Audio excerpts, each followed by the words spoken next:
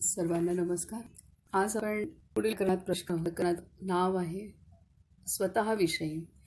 ह्यामध्ये महाराजांनी स्वतःच्या संदर्भात जी वाक्य उच्चारली, मग ते त्यांची आई असो, गुरु असो किंवा काही साधक त्यांच्याप्रती, तर अशी वाक्य बाबांनी इथं ह्या प्रकरणामध्ये एकत्रित केलेली आहेत। तर आपण ती प्रकरणास सुरुवात करूया। अत्यंत सुंदर प्रकरण आहे। आपण शक्यतो जितकं होईल तितकं आज वाचण्याचा प्रयत्न करूयात, म्हणून थोडं लवकर घ्यायचा विचार केला, पण थोडा वेळ झालाच।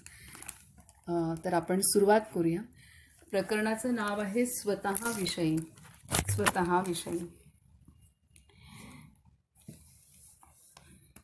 श्री महाराज स्वतःविषयी किंवा त्यांच्या पूर्वचरित्राविषयी किंवा स्वतःच्या कार्याविषयी क्वचितच बोलत।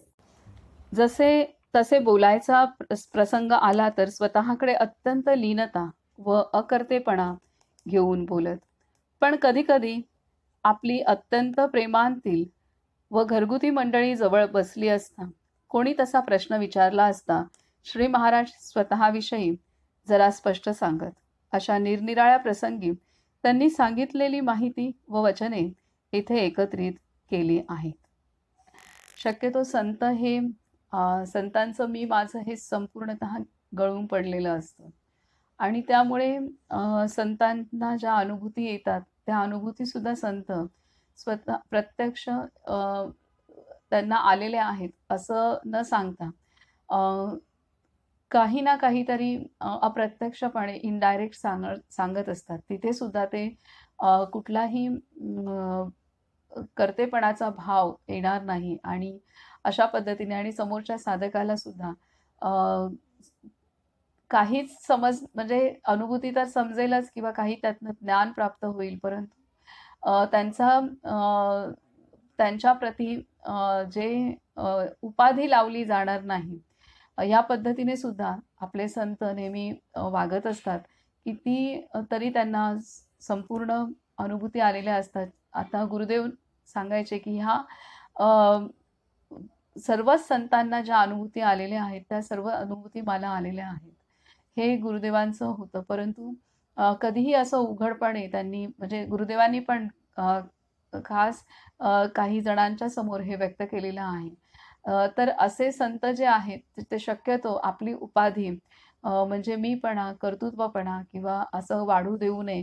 कोणताही मी माझं किंवा कर्तृत्व चा अहंकार पण वाढणार नाही याची पुरेपूर दक्षता घेत असतात, आणि त्यामुळे कधीही ते स्वतःविषयीचं व्यक्त बाहेर करत नाहीत। आणि त्यातून मग कधीतरी असं ज्या साधकांचं किंवा जे त्यांच्या जवळचे आहेत किंवा सतत त्यांच्यासोबत उठबस करतात, तर त्यांचं जेव्हा भाग्य फळास येत असेल त्यावेळेला मग सद्गुरूंच्या किंवा संतांच्या मनातनं त्यांचं मनोगत ऐकण्याचं भाग्य खरं समोरच्या साधकांचं होतं असतं, म्हणून काही वेळेला हे संत व्यक्त होतात।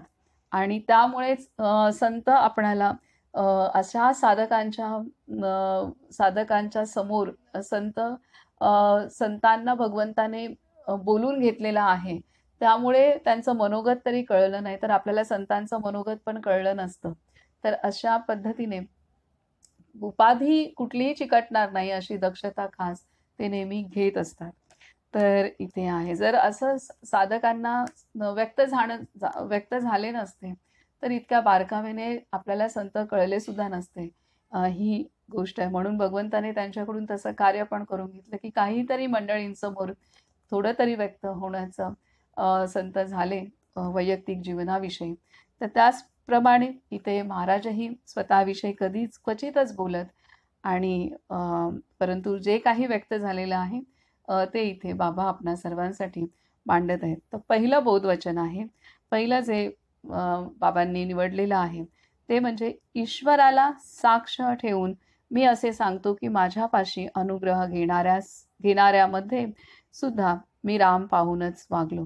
ईश्वराला साक्ष ठेवून मी असे सांगतो की माझ्यापाशी अनुग्रह घेणाऱ्यांमध्ये सुद्धा मी राम पाहूनच वागलो। जर सर्व ठिकाणी राम भरला आहे तर शिष्यामध्ये तेवढा तो नाही काय? तो माझ्यापेक्षा लहान आहे, हीन आहे, दीन आहे, अज्ञानी आहे, हे पूर्ण जाणून सुद्धा मी त्याला रामरूप पाहिला. किती मोठी गोष्ट आहे. महाराज सांगतात ह्या एका गोष्टीतून सुद्धा आपणाला खूप काही शिकण्यासारखं आहे, की ईश्वराला साक्ष ठेवून मी असे सांगतो की माझ्यापाशी अनुग्रह घेणाऱ्यांमध्ये सुद्धा मी राम पाहूनच वागलो. जर सर्व ठिकाणी राम भरला आहे तर शिष्यामध्ये तेवढा तो नाही काय? तो माझ्यामध्ये लहान आहे, तो माझ्यापेक्षा लहान आहे, हीन आहे, दीन आहे, अज्ञानी आहे, हे पूर्ण जाणून सुद्धा मी त्याला रामरूप पाहिला. महाराज सांगतायत त्यांनी कसं आचरण ठेवलं आपल्या शिष्यांप्रती, साधकांप्रती. आपल्या समोर जे जे भेटे भूत ते ते मानिजे भगवंत, हे महाराज आहे जे ज्ञानेश्वरीतली ओवी आहे. माऊली तेच म्हणतात, जे जे भेटे भूत ते ते मानिजे भगवंत. कारण त्यांना ते दिसत होतं आरपार भगवंताची सत्ता प्रत्येक जीवामध्ये, प्रत्येक सृष्टीतल्या चराचरामध्ये. माऊलीने पण म्हटले ना की अणुमात्र पण भाग असा नाही आहे की जिथे त्याची सत्ता नाही आहे, त्याची ऊर्जा नाही आहे, त्याचं अस्तित्व नाही आहे. हे माऊलीचे उद्गार आहेत. तर तसंच महाराजही सांगतात की जे काही समोर येत आहेत त्यांच्यामध्ये राम आहे. ह्या भूमिकेतनंच मी पूर्णतः वागलेलो आहे. दुसरं बोधवचन आहे, माझे कोणी ऐकत नाही असे मला कधी वाटत नाही, तसेच मी कोणाचे रक्षण करतो असे मला वाटत नाही. माझे मला रक्षण करता आले नाही, ते भगवंताने केले, तेथे मी जगाचे रक्षण काय करणार? किती किती किती सर्व कर्तृत्व असून सुद्धा, साक्षात परब्रह्म स्थिती गाठलेली असून सुद्धा महाराज सांगतात, माझे कोणी ऐकत नाही असे मला कधी वाटत नाही, तसेच मी कोणाचे रक्षण करतो असे मला वाटत नाही. माझे मला रक्षण करता आले नाही, ते भगवंताने केले, तेथे मी जगाचे रक्षण काय करणार? हे सांगतात. तिसरं बोधवचन आहे, माझ्या सांगण्याचा परिणाम न व्हायला दोन कारणे असतील. एक कारण असे की तुमच्या मनामध्ये परिवर्तन घडवून आणण्याची शक्ती माझ्यामध्ये नसेल, किंवा दुसरे कारण असे की तुम्ही अभ्यास करीत नसाल. पण परमार्थामध्ये एकदम फरक होणे बरे नव्हे. समजा एखाद्याला आज 105 अंश ताप आहे आणि उद्या जर तो एकदम 95 अंश झाला तर ते बरे नव्हे. तसेच मनुष्य आज रागीट तर उद्या एकदम शांत झाला तर तेही बरे नव्हे. आपल्यामध्ये हळूहळू परिवर्तन व्हावे. खूप मोठी गोष्ट सांगितलेली आहे महाराजांनी, की जे परिवर्तन आहे, परिवर्तनाची गतीच अशी, जसं जसं आपण शाळेतून पहिलीतून दुसरी, दुसरीतून तिसरीत जातो, असं करत करत करत काही चरितार्थाची विद्या शिकतो. एकदमच कोण काही डिग्री घेत नाही. त्याच प्रकारे आहे की आपल्यामध्ये जे परिवर्तन व्हायचं आहे ते एकदम झटकन झालं तर ते तेवढं हितकारक नाही आहे. आणि झटकन होणं ते आता हे महाराजांनी खूप काही त्यामध्ये लपलेलं असणार आहे. त्यामुळे महाराजांनी सांगितलं की हे क्रमाक्रमाने, कारण ते क्रमाक्रमानेच घडत असतं, क्रमाक्रमानेच आपली स्वच्छता होत असते आणि तसतसं आपल्या अंतरी परिवर्तन होत असतं. हा क्रमाक्रमानेच घडलेली गोष्ट ही कायम चिरकाली टिकणारी असते. अन्यथा अचानक झालेलं परिवर्तन जे असतं तर ते कुठल्या तरी प्रभावात झालेलं असतं. ते आंतरिक प्रयत्नातून विशेष झालेलं नसतं. कुठल्या तरी परिस्थितीच्या, कुठल्या तरी व्यक्तीच्या, परिस्थितीच्या, काही कष्टाच्या प्रभावाने झालेले ते तात्पुरतं परिवर्तन असेल, जर ते असेल तर ते चिरकाल टिकणार नाही. तर त्यामुळे ही आहे की क्रमाक्रमाने जे परिवर्तन होतं, जो बदल होतो, तो बदल हा मुळापासून होत असतो आणि मुळापासून होण्यासाठी वेळ पण लागतं. जसं एखादा आजार मुळापासून जाण्यासाठी वेळ लागतो, तेवढा कालावधी आहार, पाणी, पथ्य, औषधं घ्यावी लागतात. त्याच प्रकारे ह्या जो भवरोग झालेला आहे तर तो जर क्षणात दूर होत असेल तर तो मुळापासून उखडला जाणार नाही. त्याच्यासाठी क्रमाक्रमाने, पायरी पायरीनेच बदल हा होत असतो आणि तो स्थायी बदल, चिरकाल टिकणारा बदल हा होतो. हे इथे सांगतायत. पुढे 4, लहान मुले आणि पेन्शन घेतलेली माणसे मला आवडतात, कारण ती मोकळी असतात, त्यांना बंधन नाही.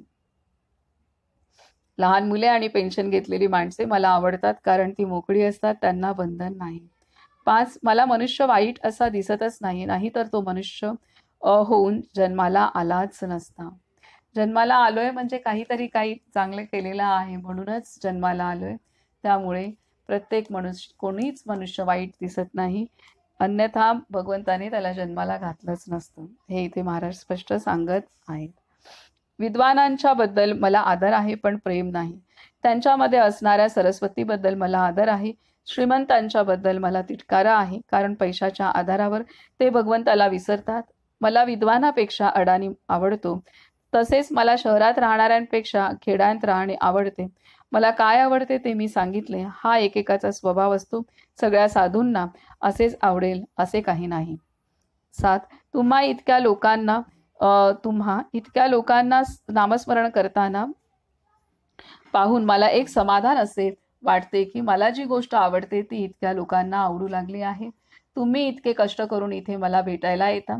तुम्हाला माझा आशीर्वाद आहे की तुम्हाला नामाचे म्हणजे भगवंताचे प्रेम खात्रीने येईल. महाराज सांगतायत असं पुढे की नामाचं प्रेम खात्रीने येईल असं हे माझे आशीर्वाद आहेत असं महाराज सांगतायत सर्वांना. 8. सुखाने प्रपंच करा पण त्यामध्ये भगवंताचे अनुसंधान ठेवा, हेच माझे तुम्हाला सांगणे आहे. सुखाने प्रपंच करा पण त्यामध्ये भगवंताचे अनुसंधान ठेवा, हेच माझे तुम्हाला सांगणे आहे. 9. मुलांना मुलींना माझे सांगणे असे आहे की तुम्ही आईबापांची आज्ञा पाळावी. जे करायचे ते मनापासून करावे. प्रामाणिकपणा सोडू नये आणि भगवंताला विसरू नये. लहान रोपटे चांगले खत पाणी घालून नीट सांभाळले तर ते मोठे होऊन अनेकांना सावली आणि आश्रय देते. तसे लहानपणी चांगले वागले तर पुढे खरे मोठेपण येईल. असे आहे, लहान असताना सांभाळलं तर पुढे पण खरे मोठेपण येईल. 10. एखाद्या मनुष्याला सांगितले की तुझा डोळा घरी ठेवून तू माझ्याकडे ये, तर तसे त्याला करता येणार नाही. त्याचप्रमाणे मला नामाशिवाय राहता येत नाही. जेथे नाम आहे तेथेच मी आहे. जेथे नाम आहे तेथेच मी आहे. 11. माझा बाण वाया जायचाच नाही, कारण वाया जाईल असा बाण मी मारणारच नाही. तुम्ही माझे ऐकाल अशी मला खात्री आहे. 12. माझ्याकडे येऊन शिकायचे असेल तर ते हेच की आपण काळजी करायची नाही, परमात्मा सर्व करतो ही भावना ठेवायला शिकावे. माझ्याकडे येऊन शिकायचे असेल ते हेच की आपण काळजी करायची नाही, परमात्मा सर्व करतो ही भावना ठेवायला शिकावे. 13. मला लहानपण फार आवडते, ते भगवंताला सुद्धा फार आवडते. भगवंताच्या चित्रामध्ये भगवंताला कधी दाढी मिशा आलेल्या आपण पाहिल्या नाहीत. तर हे इथे आहे. सर्व देवी देवतांचे फोटो जे असतात ते एकतर तारुण्यावस्थेतलेच असतात आणि 25-26 वर्ष त्याच्या आतलेच असे तारुण्याचेच असतात. आणि हे इथे महाराज सांगतात लहानपणाचं महत्व सांगण्यासाठी. 14. उद्धवाने श्रीकृष्णाचा निरोप जसा गोपींना सांगितला तसा मी संतांचाच निरोप तुम्हाला सांगतो. तो निरोप मात्र मी बरोबर सांगतो. निरोप सांगायला सुद्धा हुशारी लागते. तो भलत्याच वेळी सांगून उपयोगी नाही. महाराजांनी नामाचा निरोप संतांनी जो आतापर्यंतच्या झालेल्या सर्व संतांनी जो सांगितला जगाला ठासून तोच सांगतायत महाराज. मीही सांगतो पण त्यासाठी पण हुशारी लागते. असाच केव्हाही सांगून चालत नाही. त्यामुळेच महाराजांनी अगदी त्यांच्या समोर कोण कसाही असेल तरी सुद्धा महाराजांनी त्यांना त्यांची नाडी ओळखून त्या जीवाची जी ओढ आहे, त्या जीवाच्या अंतरी असलेल्या शंका कुशंका प्रश्न, त्याचे गुण अवगुण, त्याचा जसा पिंडा आहे त्यानुसार सर्व महाराजांनी ओळखून प्रत्येक त्यांच्या समोर येणाऱ्या जीवाला महाराजांनी नामाचं प्रेम आणि नामाची महती ठासलेली आहे हे इथे सांगतायत. पुढे आहे 16. पुढे आहे की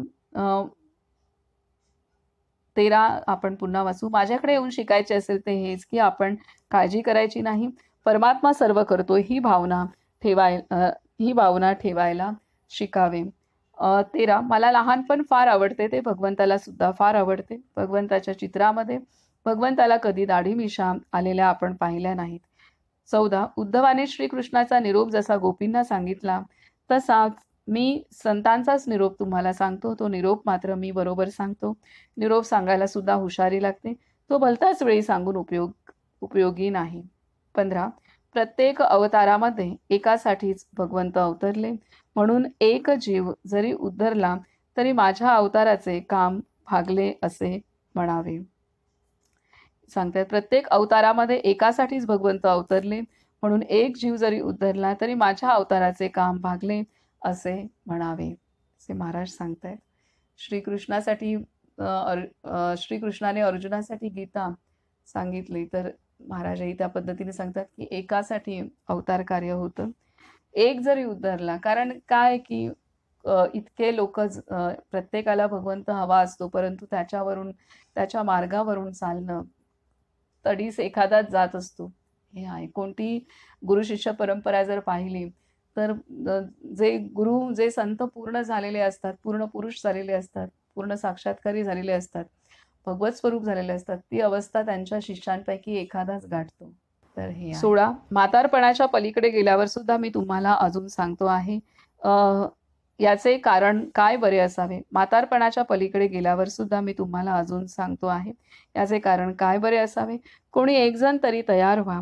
आजोबाला नातवाचे तोंड लवकर पाहावे असे वाटते, पण मुलगा म्हणतो की मी अजून लहान आहे, तसे माझे झाले आहे. महाराज सांगतायत की वय होत असताना पण महाराज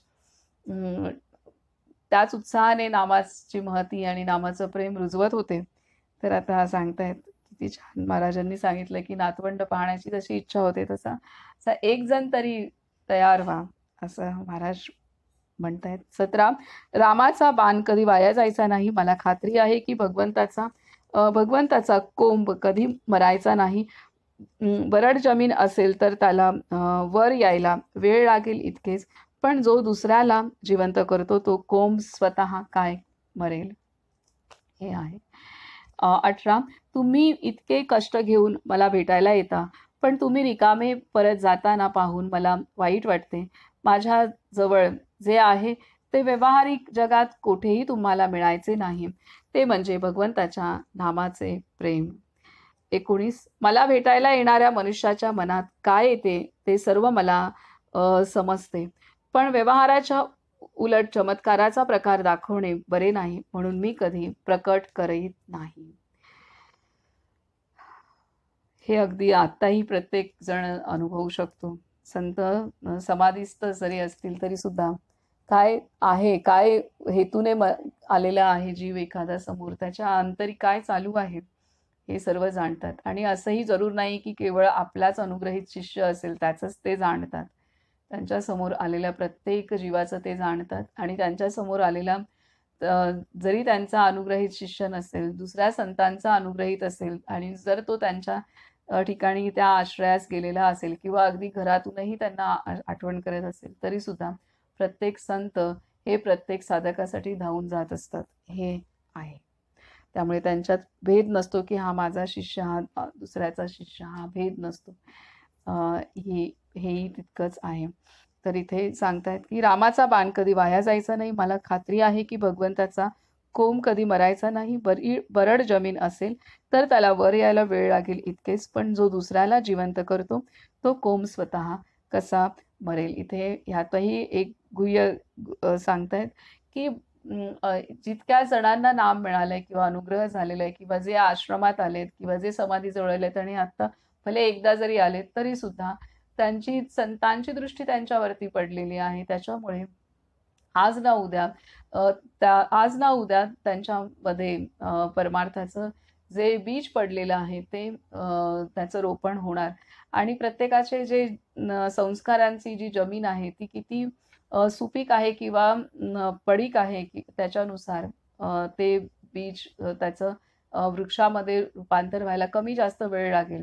परंतु महाराजांनी स्पष्ट सांगितलेलं आहे की जे बीज दुसऱ्याला जीवन देतं ते कधीच मरू शकत नाही. त्यामुळे असं अविनाशी बीज हे संत, अविनाशी बीजांची रोपण संत आपल्या साधकांमध्ये करत असतात, संपूर्ण विश्वामध्ये करत असतात. हे इथे आहे. 18. तुम्ही इतके कष्ट घेऊन मला भेटायला येता, पण तुम्ही रिकामे परत जाताना पाहून मला वाईट वाटते. माझ्याजवळ जे आहे ते व्यावहारिक जगात कुठेही तुम्हाला मिळायचे नाही, ते म्हणजे भगवंताच्या नामाचे प्रेम होय. 19 मला भेटायला येणाऱ्या मनुष्याच्या मनात काय येते ते सर्व मला समजते, पण व्यवहाराच्या उलट चमत्काराचा प्रकार दाखविणे बरे नाही, म्हणून मी कधी प्रकट करीत नाही. 20 सद्गुरूंच्या शोधात असताना मला रामकृष्ण भेटले होते. त्यावेळी ते हयात होते. त्यांनी मला तुकाराम महाराजांच्याकडे जायला सांगितलं. आता हे रामकृष्ण म्हणजे स्वामी विवेकानंद आणि रामकृष्ण नाही, तर हे स्वामी समर्थांच्या गुरु परंपरेतील रामकृष्ण. तर ते हैदराबादच्या इथं भेटले होते आणि त्यांनीच तुकामाईंकडे जायला त्यांना महाराजांना उपदेश केला होता आणि त्यानुसार मग तुकामाईंकडे महाराज येळेगावला गेले. संपूर्ण भारत भ्रमंती केल्यानंतर हैदराबादच्या इथं स्वामी समर्थांच्या परंपरेतले हे श्री रामकृष्ण भेटले आणि त्यांनी अचानक ते प्रकट झाले होते महाराजांच्या समोर आणि तेव्हा त्यांनी तुकामाईंकडे जा असं त्यांना सांगितलेलं आणि त्यानुसार महाराज शोध घेत तुकामाईंकडे गेलेले आहेत. हे इथे सद्गुरूंच्या संदर्भातलं महाराजांचं वाक्य आहे. पुढे 21 आजपर्यंत मी त्यांची म्हणजे माझ्या गुरूंची आज्ञा कधीही मोडली नाही.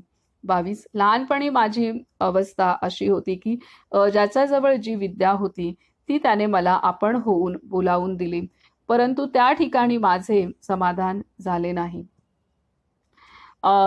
23 मला जे पाहिजे होते ते सर्व एका ठिकाणी श्री तुकामाईंच्या ठिकाणी मला मिळाले. 24 श्री तुकामाई फार थोर होते.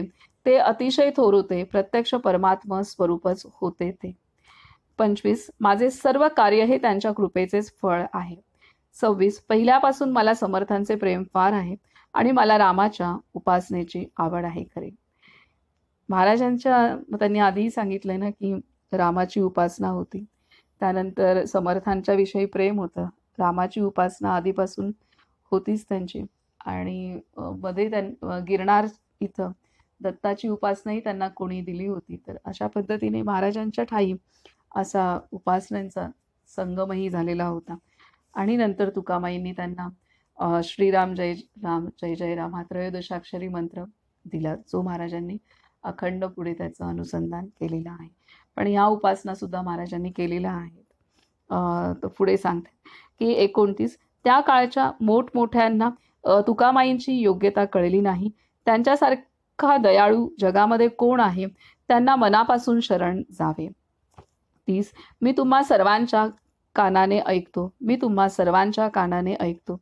31 आपल्यापैकी कोणीही मनुष्य दुश्चित्त झाला की माझे मन अस्वस्थ होते आणि मग ही अस्वस्थता कोठून आली याचा शोध करू लागलो की त्या दुश्चित्त माणसाचा पत्ता लागतो. महाराज सांगतायत की कारण आपले संत आपण जरी जोडलेलो नसू तरी आपण विस्मरणात असू तरी संतांचं आपल्याकडे क्षणोक्षणी लक्ष असतं आणि त्यामुळे आपली अस्वस्थता त्यांना कळते, हे महाराज इथं स्पष्टपणे सांगत आहे. जसं आईला आपल्या लेकराची अस्वस्थता कळते. आता हा भाग वेगळा की आता तर अस्वस्थता कळते, तसंच आपला संत हे गुरुमाऊली त्यासाठीच म्हटलं जातं की त्यांना आपल्या साधकाची ही अस्वस्थता कळते आणि न सांगता ही जगाच्या पाठीवर कुठेही असतील तरी सुद्धा त्यांना ती जाणवते आणि ते त्या दृष्टीने त्याचं मार्गदर्शन करतात. पुढे सांगतात की 32 माझ्या माणसाने उगीच काळजी करू नये, मी त्याची हमी घेतली आहे. माझ्या माणसाने उगीच काळजी करू नये, मी त्याची हमी घेतली आहे. त्याने माझ्यावर श्रद्धा ठेवावी.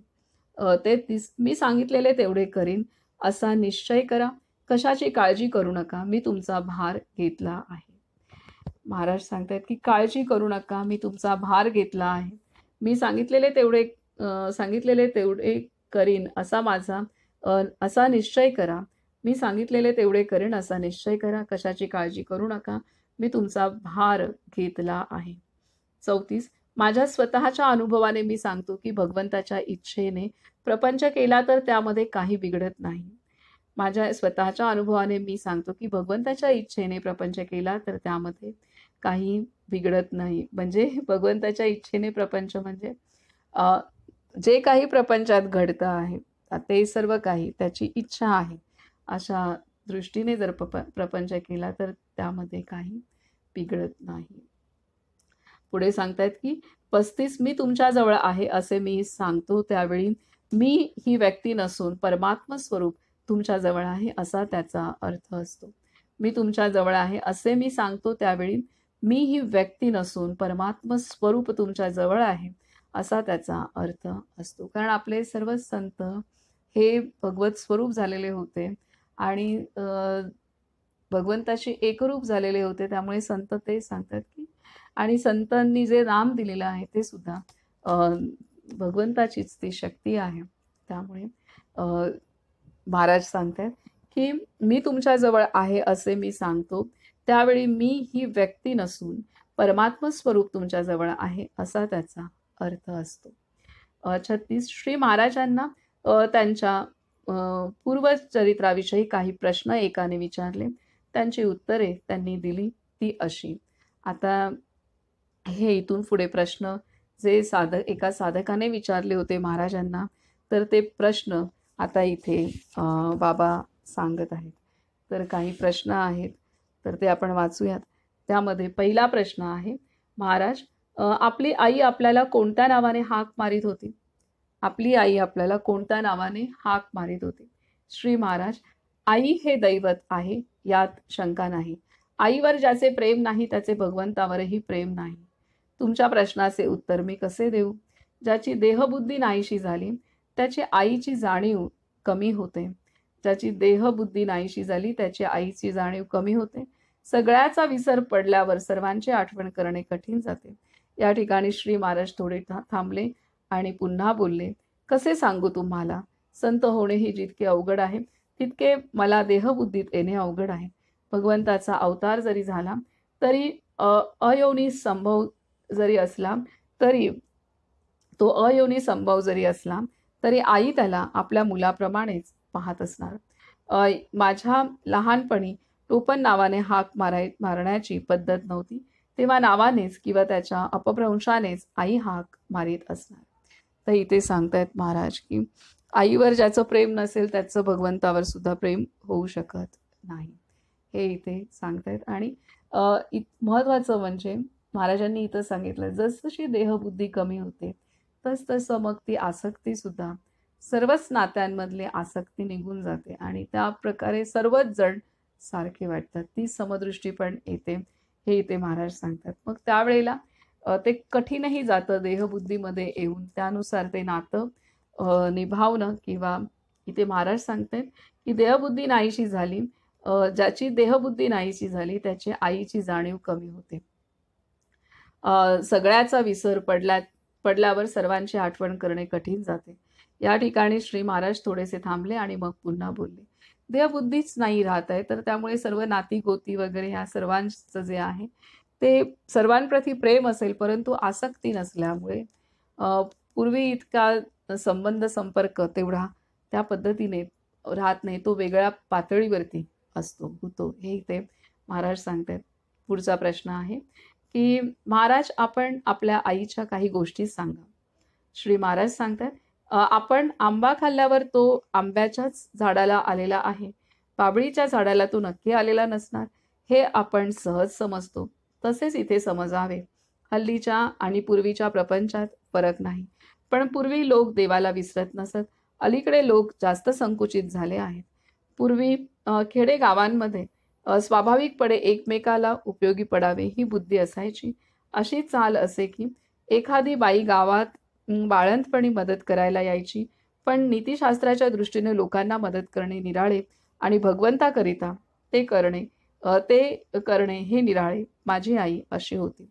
आपण महाराजांच्या आधी बालपणीच्या त्यांच्या घराण्याच्या संदर्भात वाचलंच आहे की त्यांची आई पूर्ण गावातल्या अनेकांना सर्वांना मदत करायची आणि जिथं पण बाळंतीण असेल तिथे जाऊन तिच्यासाठी आवश्यक ते लाडू, तिला ज्या काही गोष्टी लागतील त्या, तिची काही सेवा शुश्रूषा झाली तर तीही करायचे. तसंच विशेषतः महाराजांच्या आईच्या हातचं अन्न आजारी लोक कोण असतील तर आवर्जून घेऊन जात त्यांच्या हातचं अन्न मागून घ्यायचे, कारण त्यांना आजारपणातून बरं होण्यास त्यांच्या आईच्या हातचं अन्न पण मदत करायचं. तर अशी आई महाराजांची होती आणि म्हणूनच तिच्या पोटी असे एवढे संत जन्माला आलेले आहेत. पुढे सांगतात की प्रश्न, श्रीरामकृष्ण आपल्याला कोठे भेटले? श्रीरामकृष्ण आपल्याला कोठे भेटले?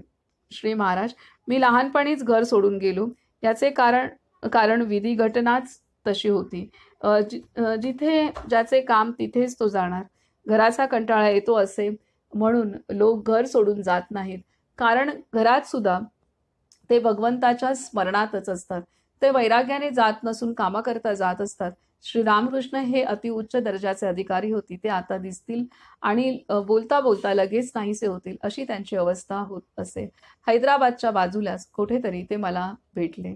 हे हे श्रीरामकृष्ण जे स्वामी समर्थांच्या परंपरेतील होते, ते अचानक महाराजांच्या समोर प्रकट झालेले होते आणि त्यांनी संदेश दिला होता. तेच इथे महाराज सांगतात की एवढे अधिकारी होते की अचानक प्रकट व्हायचे, अचानक गुप्त व्हायचे. तर हे असे अधिकारी होते. पुढचा प्रश्न आहे की श्री तुकाराम महाराज हे वाटेल ते रूप घेऊ शकत असत, हे खरे का? महाराज सांगतात श्री तुकाराम महाराज हे विलक्षण अधिकारी होते. तिथे अनन्यतेशिवाय दुसरा मार्ग नव्हता. ज्याला मीपणाचे थोडे तरी वारे आहे त्याचे तिथे जुळायचे नाही. तू काय केले आहेस हे ते पाहणार नाहीत. इतरांच्या जवळ तू काय केले आहेस असे विचारतील. साधनाची सामग्री पाहतील. त्यावेळी दुसरे सुद्धा चांगले लोक होते, पण त्यांच्याजवळ ही सत्ता नव्हती. श्री तुकाराम महाराजांचा अधिकारच जास्त मोठा, यात शंका नाही. जो बरा होणार नाही अशा रोग्याला बरा करतो तो डॉक्टर खरा. त्याचप्रमाणे अगदी विषयांतल्या माणसाला बाहेर काढण्याचा त्यांचा अधिकार होता. त्यांच्याजवळ जाऊन नुसते मी शरण आहे असे म्हटले तरी पुरे होते. बाहेरून त्यांची वृत्ती जरा उग्र होती म्हणून त्यांच्याजवळ आधी कोणी जात नसे. गेलाच तर तो निभत नसे, पण जो जवळ जाऊन निभावला तो मात्र परत येत नसे. त्यांना कोणतेही रूप घेता येत होते, ही एक सिद्धी आहे. यात महत्व नाही. ते दुसऱ्याची समाधी लावू शकत होते. ज्याने आपल्या मनाला समाधी लावली तो दुसऱ्याच्या मनाला सहज समाधी लावू शकेल. तर हे इथे तुकामाईंचं वर्णन केलेलं आहे. महाराजांनी भरभरून लिहिलेला आहे. एवढ्या थोडक्या शब्दांमध्ये बाबांनी सुद्धा महाराजांचे सर्व भाव इथे व्यक्त केलेले आहेत तुकामाईंच्या साठी जे होते ते. पुढे सांगतात, पुढचा प्रश्न आहे की नानासाहेब पेशवे कंसात लिहिले बंडवाले यांची आणि आपली गाठ पडली होती काय? नानासाहेब पेशवे यांची आणि आपली गाठ पडली होती काय? श्री महाराज सांगतात, होय, माझी आणि नानासाहेबांची गाठ पडली होती ही गोष्ट खरी आहे. मी त्यांना सांगितले की तुम्हाला जे पाहिजे ते मी देण्यापेक्षा मला जे तुम्हाला द्यावेसे वाटते ते तुम्ही घ्या. त्यांना गेलेले राज्य परत पाहिजे होते, पण ते जायचेच होते आणि ते पुन्हा परत मिळणारे नव्हते. तो मनुष्य विषयी अर्थात राज्य पाहिजे म्हणणारा, ते काय सांगतात की नानासाहेब राज्य पाहिजे म्हणणारा असा विषयी मनुष्य खरा, पण त्याच्याजवळ भगवंताचे थोडे खरे प्रेम होते. ते प्रेम पूर्ण मिळाल्यामुळे त्यांना राज्य गेल्याचे फारसे वाईट वाटले नाही. मग येथे आपल्याला आधी पण सांगितलं की नैमिषारण्यात महाराजांनी नानासाहेबांची एका गुहेमध्ये व्यवस्था केली होती आणि तिथे सर्व त्यांना लागणाऱ्या वस्तू आणि सर्व काही व्यवस्था तिथे महाराजांनी केली होती. आणि जेव्हा त्यांचा अंतकाळ जवळ आला तेव्हा सुद्धा महाराज नैमिषारण्यात गेलेले आहेत. त्यांचा अंतकाळ झाल्यानंतर त्यांचे अग्निसंस्कार वगैरे सर्व काही महाराजांनी तिथं जातीने लक्ष देऊन केलेलं आहे. तर हे आहे की नानासाहेब पेशव्यांना महाराजांनी त्यांच्या अंतकाळापर्यंत साथ दिलेली आहे. हे आहे. पुढचा प्रश्न आहे की शिवाजीच्या अंगात देवी येत असे हे खरे आहे का? श्री महाराज सांगतात, होय, ते खरे आहे. ही एक प्रकारची आकाशवाणी, अशरीरी वाणी असते. कंसाने देवकीची मुले मारली, त्यात शेवटी आकाशवाणी झाली की अरे, तुझा शत्रू गोकुळात वाढतो आहे. आकाशवाणी म्हणजे भगवंताचीच वाणी. आग्र्यास कैदेत असताना शिवाजीने अंगात येणाऱ्या देवीला विचारून सर्व गोष्टी केल्या असल्या पाहिजेत. त्याला श्री समर्थांचा पाठिंबा होता म्हणून त्याला जगात धोका नव्हता. तो निर्धास्त असे. शिवाजी महाराज का एवढे पराक्रम करू शकले? एकतर जगदंबा आई जगदंबेवरती त्यांची नितांत श्रद्धा. त्याचप्रकारे तुकाराम स्वामी रामदास स्वामी हे त्यांचे गुरु होते. तुकाराम महाराजांचंही मार्गदर्शन त्यांना होतं. तर त्यामुळे असे हे योगी होते शिवाजी महाराज, ते सांगतायत. आणि महाराजांना पाठिंबा होता समर्थांचा, सर्वच बाजूने पाठिंबा होता. तर त्यामुळे ते निर्धास्त होते. पुढे सांगतायत प्रश्न की बंगालचे प्रसिद्ध श्री रामकृष्ण परमहंस यांना आपण पाहिले होते का? ते कसे होते? श्री महाराज सांगतात, होय, खुद्द कलकत्त्यामध्येच ते मला भेटले.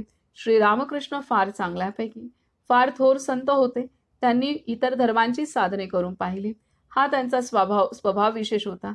असे करणे जरूर आहे असे मुळीच नव्हे, कारण जे आपल्या धर्मामध्ये आहे तेच सर्व ठिकाणी आहे अशी खात्री असल्यावर दुसऱ्या धर्माचे साधन करण्याची जरूर नाही. शिवाय असे साधन करणारा भक्कम पाहिजे, नाही तर तो वाहत जाण्याचा संभव फार. श्री रामकृष्ण फार चांगले होते. त्यांचे अंतःकरण अति निष्पाप आणि शुद्ध असल्यामुळे त्यांची उपास्य देवता त्यांच्या समोर प्रत्यक्ष येऊन उभी राहील. आपण आपल्या उत्कंठेने ज्याची आठवण करावी ते आपल्याला दिसते. खरी उत्कंठा पाहिजे. मी ध्यान करतो हे सुद्धा आपण विसरून गेले पाहिजे. काय सांगतात की श्री रामकृष्ण फार चांगले होते. त्यांचे अंतःकरण अति निष्पाप आणि शुद्ध असल्यामुळे त्यांची उपास्य देवता त्यांच्या समोर प्रत्यक्ष येऊन उभी राहील. आपण खऱ्या उत्कंठेने ज्याची आठवण करावी ते आपल्याला दिसते. खरी उत्कंठा म्हणजे मी ध्यान करतो हे सुद्धा आपण विसरून गेले पाहिजे.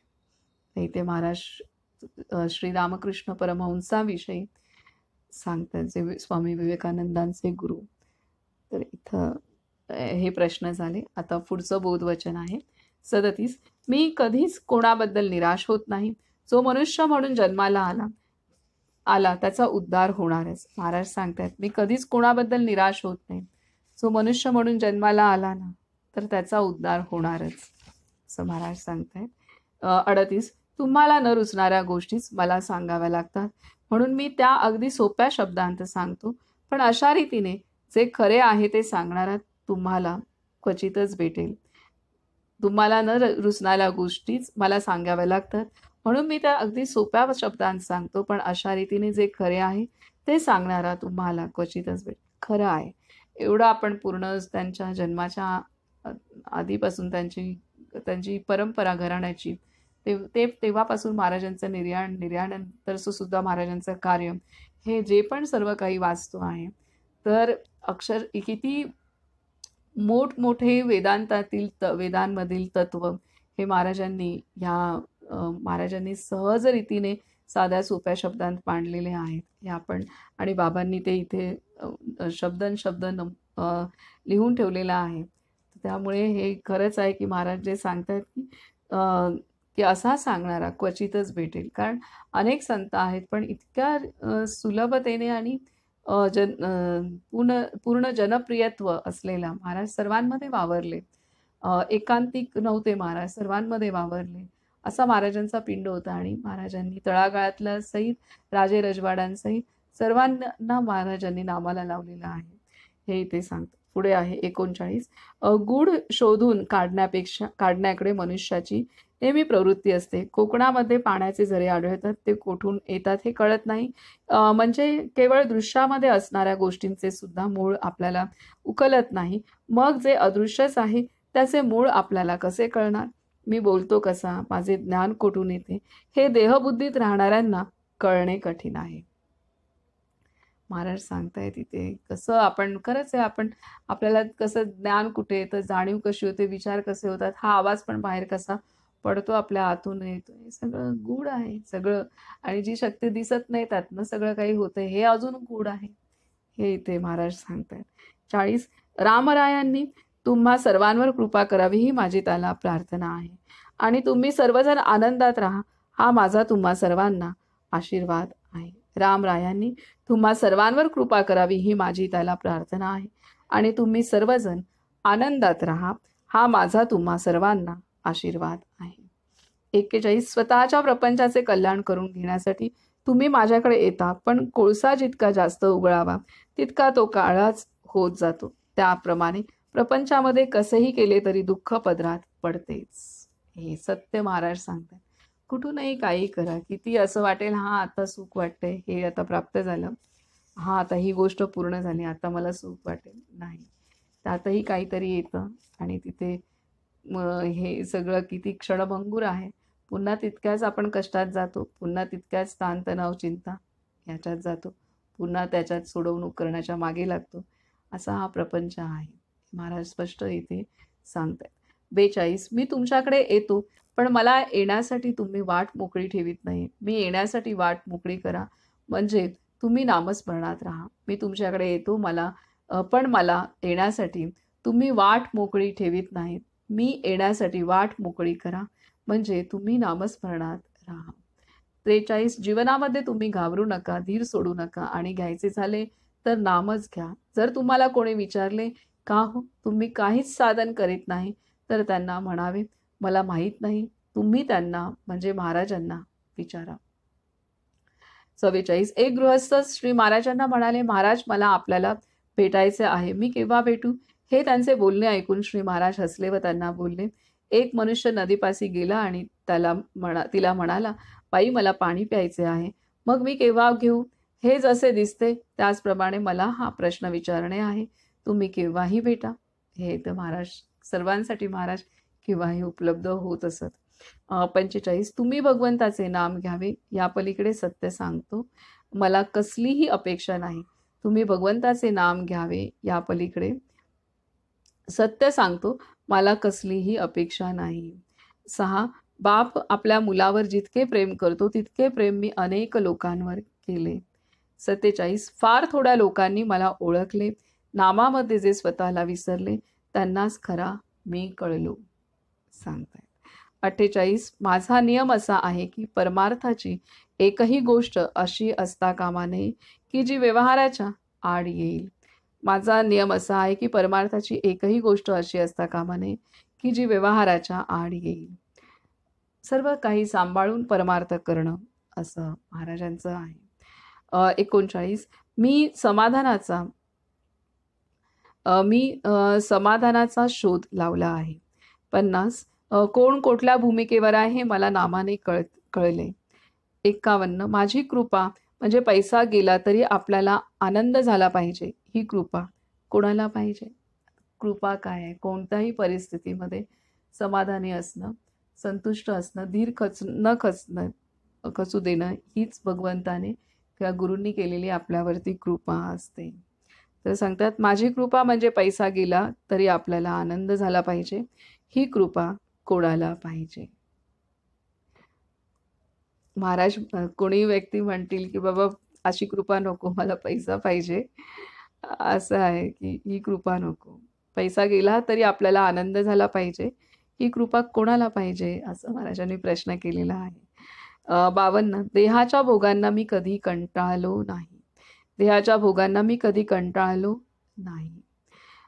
53 यापेक्षा जास्त गरिबी असणे शक्य नाही. अशा गरिबीमध्ये राहून माझे अनुसंधान टिकले, मग तुम्हाला ते टिकवायला काय हरकत आहे? आता देहाच्या भोगांना मी कधी कंटाळलो नाही. जे महाराजांनी खूप कष्ट उपसलेतच, अख्खी पायी भ्रमण केलेले आहे, भ्रमंती केली आहे. एक एक साधकाचा उद्धार करण्यासाठी महाराजांनी पूर्ण भारत यात्रा अनेकदा भारत यात्रा केलेली आहे. 3 वेळा तर पूर्ण केलेली आहे आणि त्यातूनही मध्ये आधी काही स्थानांना ते अनेकदा जात होते.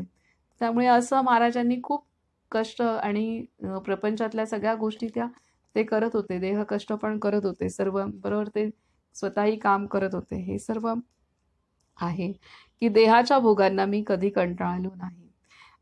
आणि त्यामुळे म्हणजे ते असेही कष्ट महाराजांनी केलेले आहेत आणि यातना पण महाराजांना देह यातना पण खूप झालेल्या आहेत आणि म्हणजे आणि काही तर महाराजांनी ओढवून पण घेतलेले आहेत आपल्या साधकांमुळे. तर हे इथे महाराज सांगतायत. माझ्या मनात जे आहे ते स्पष्ट बोलल्यापासून मी कधी राहिलो नाही. काय सांगतात देहाच्या भोगांना मी कधी कंटाळलो नाही. यापेक्षा जास्त गरिबी असणे शक्य नाही. अशा गरिबीमध्ये राहून माझे अनुसंधान टिकले, मग तुम्हाला ते टिकवायला काय हरकत आहे? 54 माझ्या मनात जे आहे ते स्पष्ट बोलल्या वाचून मी कधी राहिलो नाही.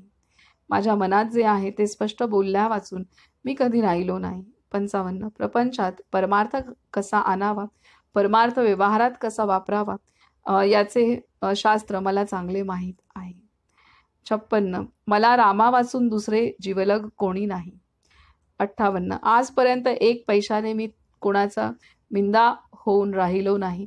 कोणाची माय व्याली असेल त्याने सांगावे. आजपर्यंत एक पैशाने मी कोणाचा मिंदा होऊन राहिलो नाही. कोणाची माय व्याली असेल त्याने सांगावे. 59. मी एकच साधन केले, मी कोणाचे मन आजपर्यंत दुखवले नाही.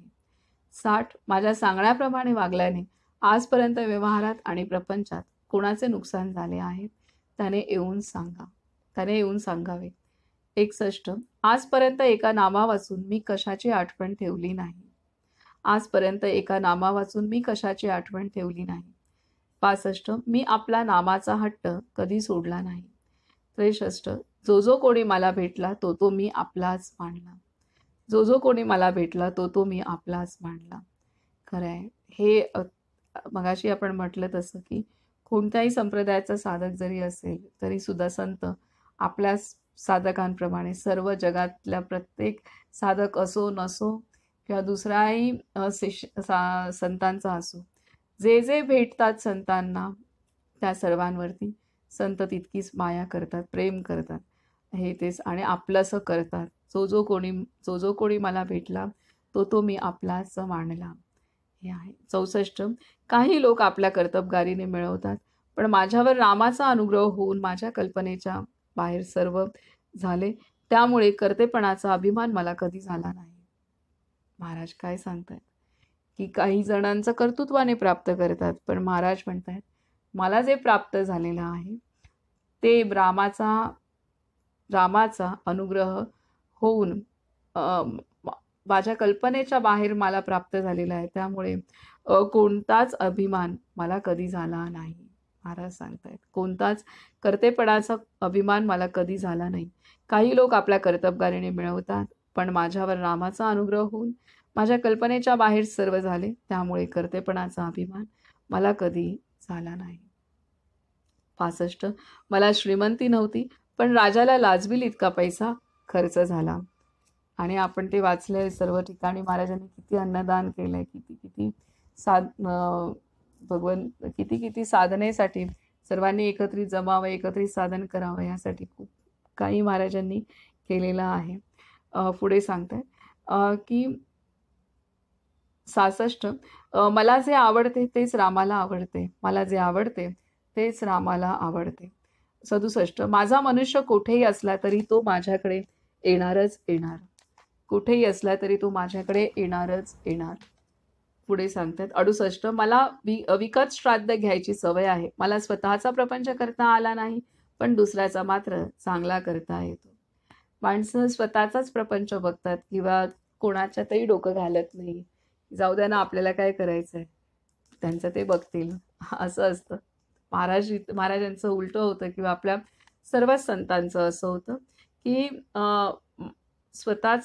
मला विकत श्राद्ध घ्यायची सवय आहे. मला स्वतःचा प्रपंच करता आला नाही, पण दुसऱ्याचा मात्र चांगला करता येतो. अनेक जण महाराजांच्या आश्रयी सुद्धा होते, अनेक कुटुंब होते, काही एकाकी राहणारी मंडळी सुद्धा महाराजांच्या आधाराने जीवन जगत होते तिथे गोंदवल्यात. पुढे सांगतात की 69. ज्याच्या मुखी नाम आहे त्याच्या दारात मी कुत्र्यासारखा लोळत पडतो. ज्याच्या मुखी नाम आहे त्याच्या दारात मी कुत्र्यासारखा लोळत पडतो. 70. ज्याच्या हृदयी नाम आहे तो मला भेटला असो वा नसो मी त्याच्याजवळ असतो. ज्याच्या हृदयी नाम आहे तो मला भेटला असो वा नसो मी त्याच्याजवळ असतो. खरंच आहे हे. मी ज्याच्या हृदयी नाम आहे तो मला भेटला असो वा नसो मी त्याच्याजवळ असतो. मोठी गोष्ट आहे. महाराज सांगतायत. 71. माझ्या गुरूंनी मला एक विद्या दिली आहे. मला वाटेल तेव्हा वाटेल तिकडे जाता येते. महाराजांनाही ते सामर्थ्य होतं. पाहिजे तेव्हा पाहिजे तिथे ते जाऊ शकत होते. 72. ज्या घरात समाधान आहे तेथे मी आहे. ज्या घरात समाधान आहे तेथे मी आहे. 73. जो माझा आहे पण समाधानी नाही त्याच्याजवळ राहायला मला कष्ट होतात. मी समाधान रूप आहे. जो माझा आहे पण समाधानी नाही त्याच्याजवळ राहायला मला कष्ट होतात. मी समाधान रूप आहे. समाधान जिथं असेल तिथे संतांची वस्ती, संत येऊन राहतील, हे इथे महाराज सांगतात. इतरांकडे पण राहतील, पण राहायला कष्ट होतात हे महाराज सांगतायत. 74 ज्याच्याजवळ भगवंताचे नाम आहे त्याच्या मागे पुढे मी आहे. 75 मी तुमच्याजवळ आहे, तो कसा आहे याचा विचार तुम्ही करू नका. 76 तुम्ही नुसते नाम घ्या, बाकीचे सर्व मी करतो. 77 शुद्धीमध्ये नाम घेण्याची जबाबदारी तुमची आहे, मग झोपेत आणि बेशुद्धीत नाम घेण्याची जबाबदारी माझी आहे, ती मी सांभाळेन. या संदर्भातली पण अनेक उदाहरणं आपण पाहिलेली आहेत. 78 मला दुश्चित्तपणा अगदी अवघड नाही. 79 खूप खावे, खेळावे आणि खूप नाम घ्यावे हे मला आवडते. 80 जन्मल्यापासून जाईपर्यंत मी एका नामाशिवाय कशाचीही आठवण ठेवली नाही, हेच माझे चरित्र होय. 81 मी गुरूंच्याकडे गेलो तेव्हा ते म्हणाले, मी तुझा खून करतो. तेव्हा मी म्हणालो, मी पण माझा जीव देतो, मी पण माझा जीव देतो. हे आपण महाराजांचा अनुग्रह, महाराजांची पहिली भेट कशी झाली तुकामाईंची, तेव्हा हा प्रसंग घडला होता. तुकामाईंनी महाराजांना सुरुवातीलाच म्हटलं की सुरुवातीलाच म्हटले की ते मी तुझा खून करतो. तेव्हा महाराजही म्हणाले की मी पण माझा जीव देतो. 82 त्यांनी माझी निंदा केली, ज्यांनी माझी निंदा केली त्यांना मी कोण आहे हे कळले नाही, पण ज्यांनी माझी स्तुती केली त्यांना मी कोण आहे हे त्याहून कळले नाही. किती मोठी गोष्ट आहे. ज्यांनी माझी निंदा केली त्यांना मी कोण आहे हे कळले नाही, पण ज्यांनी माझी स्तुती केली त्यांना मी कोण आहे हे त्याहून कळले नाही. 83 मला जे सांगायचे असेल ते मारुतीला सांगावे, म्हणजे ते मला कळते. आणि असे अनुभव पण आहेत की एक साधक नेहमी मारुतीच्या कानात सांगायचा. तर 1 वर्षभर तो मारुतीच्या कानात सांगत होता. आणि जेव्हा महाराजांना भेटायला गोंदवल्यात गेला तेव्हा महाराजांनी हे सांगितलं की तो काय सांगत होता आणि त्याला ते का प्राप्त झालं नाही, कारण तो केवळ सांगत होता पण काही आचरण करत नव्हता त्या पद्धतीने. तर हे पण महाराजांनी सांगितलेलं आहे. तर त्यामुळे आणि महाराज हे मारुतीचा अवतार आहेत हे सुद्धा संतांनी, दुसऱ्या संतांनी तसे उद्गार पण काढलेले आहेत. मी रामाचा काय सांगतात, मला जे सांगायचे असेल ते मारुतीला सांगावे, म्हणजे ते मला कळते. पुढे सांगतात 84 मी रामाचा उपासक आहे, त्याचे नाव घ्या असे लोकांना मी सांगतो. 85 व्यवहारदृष्ट्या माझ्यामध्ये एकच दोष आहे की मला कोणाचे दुःख पाहवत नाही. 86 दुसऱ्याकरिता निस्वार्थीपणाने भीक मागायला मला कधीच लाज वाटली नाही. 87 मी एकदा बीज पेरून ठेवतो, आज ना उद्या त्याचे झाड झाल्याशिवाय राहणार नाही. 88 तुम्ही सगळे मला रामरूप दिसता, तुम्ही सगळे मला रामरूप दिसता. पुढे सांगतात की माझ्या गुरूंनी मला जग रामरूप बघायला सांगितले, ते तसे मी बघितले आणि मला समाधान झाले. आता हे बघायला सांगितलं म्हणजे ह्यांनी केवळ मांडलं नाही, तर त्यांना त्यांच्या साधनेमध्ये सर्व काही दिसलेलं आहे. तर ही महत्त्वाची गोष्ट आहे. आता आपल्याला जेव्हा केव्हा आपली साधना तेवढी होईल आणि दिसेल ती गोष्ट निराळी, पण आपल्यासाठी हे मांडणं पण मोठी गोष्ट आहे. की काय सांगतात, व्यवहारदृष्ट्या माझ्यात एकच दोष आहे की मला कोणाचे दुःख पाहवत नाही. दुसऱ्याकरिता निस्वार्थीपणाने भीक मागायला मला कधीच लाज वाटली नाही. 87 मी एकदा बीज पेरून ठेवतो, आज ना उद्या त्याचे झाड झाल्याशिवाय राहणार नाही. 88 तुम्ही सगळे मला रामरूप दिसता, तुम्ही सगळे मला रामरूप दिसता. 89 माझ्या गुरूंनी मला जग रामरूप बघायला सांगितले, ते तसे मी बघितले आणि मला समाधान झाले. 90 मी जास्त गरिबांचाच आहे. 91 मला प्रपंचात कधी दैन्यपण आवडणार नाही. 92 माझ्या माणसांना मी खड्डे खणून बुजवायला लावीन, पण कोणाला आळसाने स्वस्थ बसू देणार नाही. महाराज नेहमी काम उकरून काढत असत, काही ना काही नेहमी व्यस्त ठेवत असत महाराज तिथं साधकांना, किंवा जे पण आश्रमात येत असत तर महाराज काही ना काहीतरी कर्मयोग, परत त्यानंतर भजन कीर्तन, ह्या सर्वांमध्ये महाराज व्यस्त करत असत. नामसाधना, असं सर्व काही महाराजांकडे भरपूर होत असे.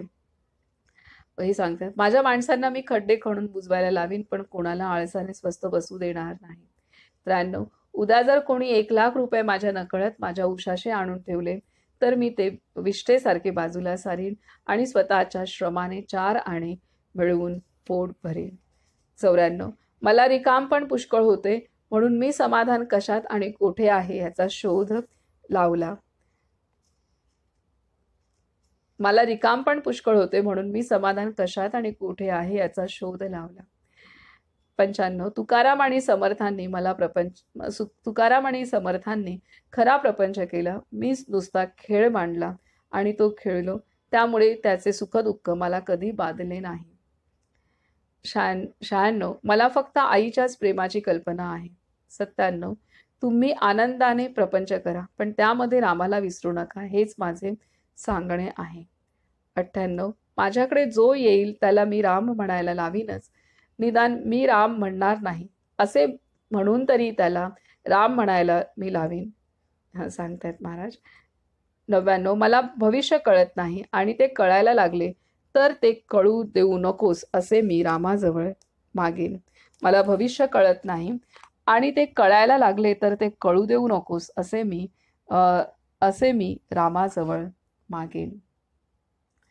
100. नाम घ्यायची इच्छा पूर्ण झाली नाही म्हणून मी जन्माला आलो. महाराज स्वतःच्या जन्माचं पण कारण सांगतायत. नाम घ्यायची इच्छा पूर्ण झाली नाही म्हणून मी जन्माला आलो. 101. मला आवडते की एक लंगोटी घालावी आणि मारुतीच्या देवळात राहावे, भिक्षा मागावी आणि अखंड नाम घ्यावे. हे करायला कोण तयार आहे? एक लंगोटी घालावी, मारुतीच्या देवळात राहावे, भिक्षा मागावी आणि अखंड नाम घ्यावे. हे करायला कोण तयार आहे? हे आपल्याला वाचताना वाटतं तेवढं फार सोपं आहे असं वाटतं आणि हे सगळ्यांनाच करायला आवडेल असं वाटतं. परंतु जेव्हा एक एक गोष्ट सोडायची वेळ येते तेव्हा ते किती अवघड आहे हे लक्षात येतं. त्यामुळे मला आवडते की एक लंगोटी घालावी, मारुतीच्या देवळात राहावे, भिक्षा मागावी आणि अखंड नाम घ्यावे. हे करायला कोण तयार आहे?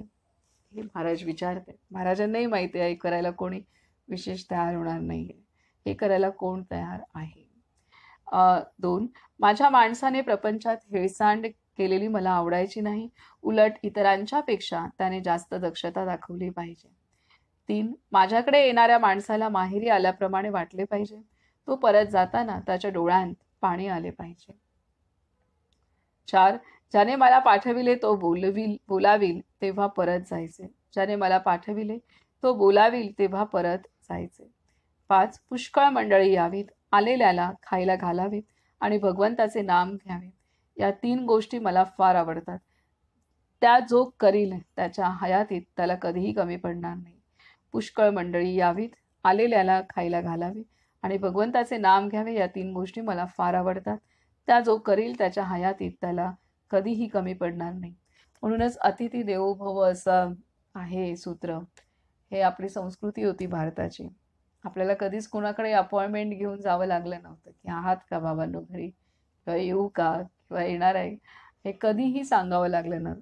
आज असं आहे की सख्ख जरी असेल तरी तिथे आहे का हे विचारून जावं लागतं, किंवा नाही विचारून गेलो तर चालत नाही.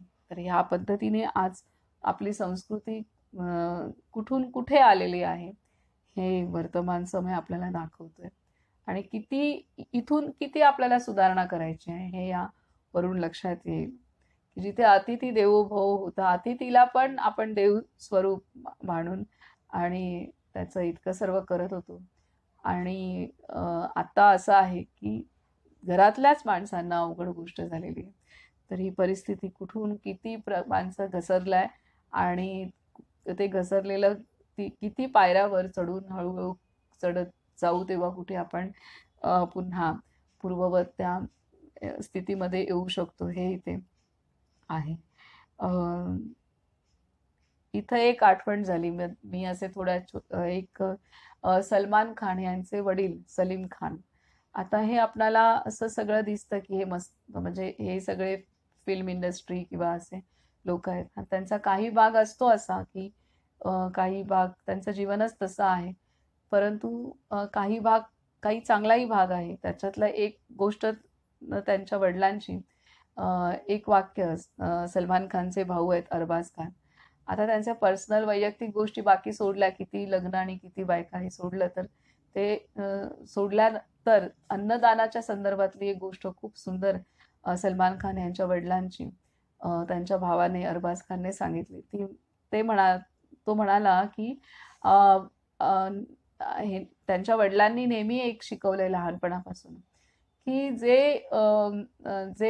येतात घरी, जे मेहमान आते हैं, तो मेहमान आते हैं तो उसके तकदीर का वो अपने घर पे खाके जाता है, हम उसको खिलाते नहीं है, तो वो अपनी तकदीर का, वो उसने अपनी तकदीर से उस दिन का जो, उस वक्त का जो खाना उसकी तकदीर में उसने स्वयं उसने कमाया रहता है, वो सिर्फ हमारे घर पे आके खाता है.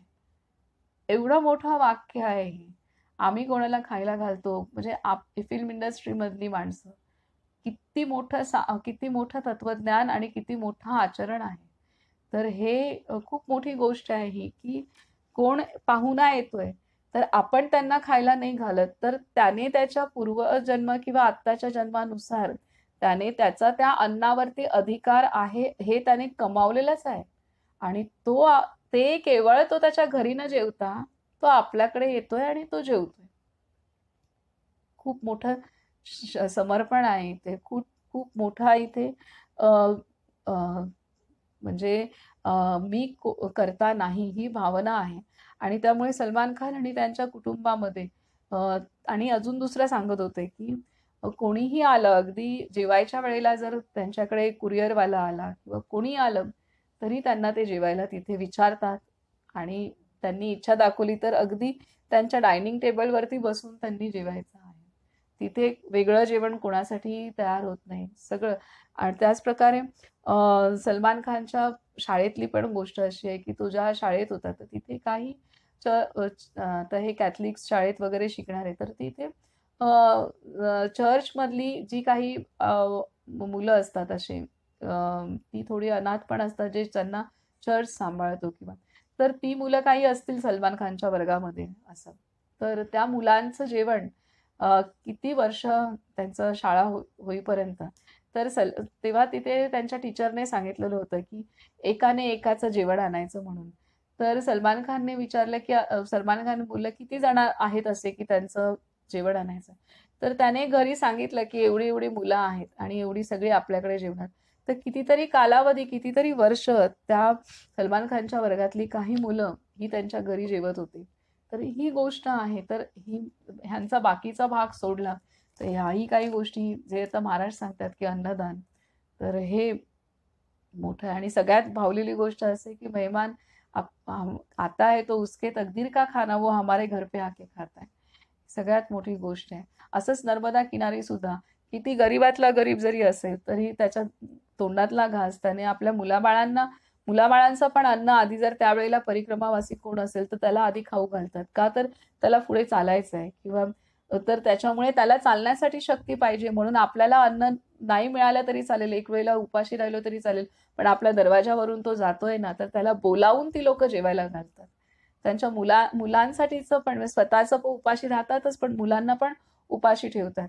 ही गोष्ट आहे. हे मध्य प्रदेशातली लोक तर खूप त्या पद्धतीने आचरण करतात. तर हे आजही आहे. अशा गोष्टी चांगल्याही आहेत आणि अशाही आहेत. तर हे सर्व आपल्याला पाहायला मिळतं.